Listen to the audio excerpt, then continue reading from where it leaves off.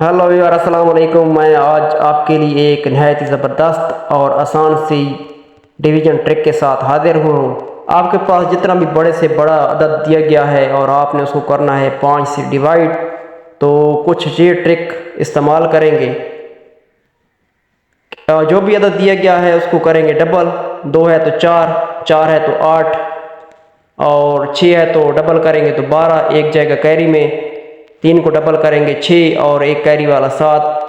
दाएं तरफ जो आखिरी हिस्सा है उसके बाद इशारिया लगा देंगे तो हमारे पास आ जाएगा आंसर। नेक्स्ट क्वेश्चन है, 4 को डबल करेंगे 8, 1 को डबल करेंगे 2, 8 को डबल करेंगे 16, एक जाएगा कैरी में। 2 को डबल करेंगे 4 और एक कैरी वाला 5। 8 के बाद लगा देंगे इशारिया तो हमारे पास ये मतलूबा आंसर है।